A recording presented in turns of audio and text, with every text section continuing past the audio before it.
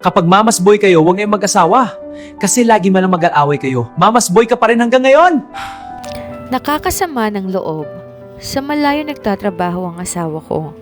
Ang hiling ko lang naman ay tawagan niya kami sa oras na may time siya. Pero hindi niya ginagawa. Dapat ako daw ang tumatawag. Tama ba na ako lang? Kaming mag-iina lang ang naiwan. Mga bata pa ang mga kasama ko. 2 bata na mga anak namin. May sakit ako. Chronic kidney disease. Gusto ko lang naman kamustahin niya kami. Masama ba yon? Tapos pag binubuksan ko ang messenger niya, palagi niyang kausap ang nanay niya. Ang haba pa nga ng oras nilang makapag-usap. Nakakagalit talaga. Yung biyenan ko ay panira. Sa halip na pangaralan ng anak niya na dapat makipag-communicate din sa amin ng anak niya, siya pa ang kumukontra. Asawa ko naman dakilang mamas boy. Ilang taon na, mamas boy pa rin.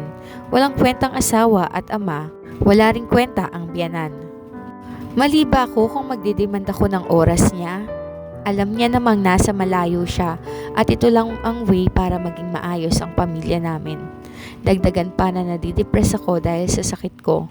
Wala naman akong ibang makakausap, makakapitan o mapaglalabasan ng aking sama ng loob. Dito nga sa sakit na nararanasan ko, kundi siya lang dahil asawa ko naman siya. Kung kayo ba ang nasa kalagayan ko, ano ba ang mararamdaman nyo?